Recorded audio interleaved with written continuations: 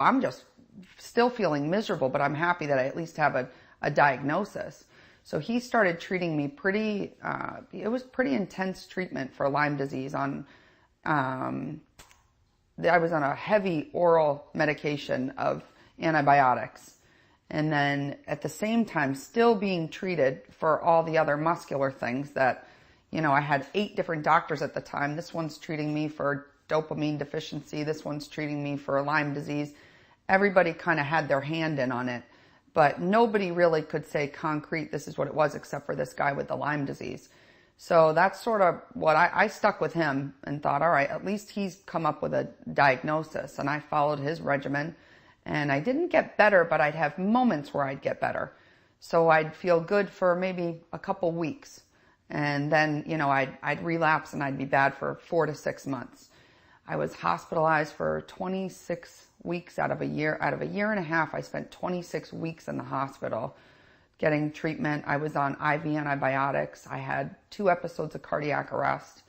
I mean, I was so sick because with the Lyme, because if it hadn't been caught early enough, it was just, once it goes beyond that 6 months, it really takes a beating on your body. And I was in the thick of it. So that was sort of where I was then. I was probably 26, 27 years old, still in and out of the wheelchair and unable to work anything and just battling the Lyme disease. But what was happening is that the muscle spasms were never going away.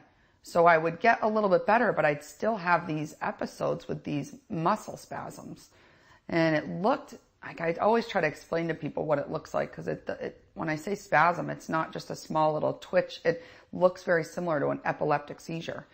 But you see somebody with an epileptic seizure, their eyes are back in their head and they're flopping on the floor. That's what it would look like, but I would be awake through the whole thing. And the longest one I had was 26 and a half hours long of just the entire muscles going. I remember being in the hospital and looking at my mom and just saying, and my dad at the time, and just saying, I can't do it. I don't want to live like this anymore. My whole body, just everything, it was this pain I can't even describe to people. When I think about how bad it was like someone was ripping the muscles off of the bone. It was awful. And we ended up doing the IV antibiotics, which almost killed me. I was in the hospital for 6 weeks straight when they did that, and I literally was on my deathbed. And I was finally released after 6 weeks, and I started to get a little bit better. Like 2 months later, I could walk a little bit better. The spasms weren't happening quite as long. I was getting a little bit of relief. Instead of having maybe a week of relief, I'd maybe get 2 or 3 weeks of relief, and then my relapses were less frequent.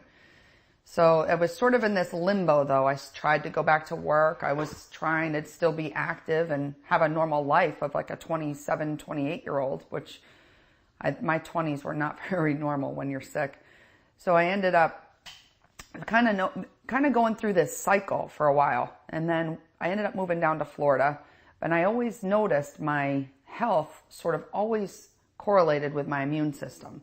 If I got a cold, if I broke my toe, if I was run down or stressed out or tired or overheated even, it would trigger these spasms to happen. I mean, like clockwork. If I got, and living up north, sinus infections, just getting colds, flus, everything.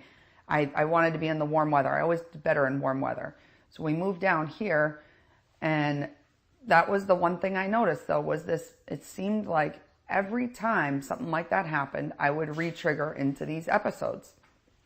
So I struggled with that, and I thought, this isn't normal. And I had broken my foot 2 years ago, and I had a terrible relapse. I was right back in the hospital, right back where I started. Awful. Right back to muscle spasms lasting 10, 15 hours long. I felt terrible. I was hospitalized again, but now I'm in Florida. I have all different doctors, everything. And I said I'm trying to find a doctor that will even tell me what's wrong. Nobody could tell me what's going on. Lyme disease, I'd say, I do have Lyme. This is kind of a symptom, but it just didn't match up right. So that's what led me down here. And that's kind of where my battle's sort of at now is kind of now it was in the hands of the doctors in Florida trying to figure out, why was I still having the muscle spasms? Was there something else still going on? And then lo and behold, this is when the whole dystonia came to light, that was probably the greatest day of my life when they were able to put that kind of piece everything together.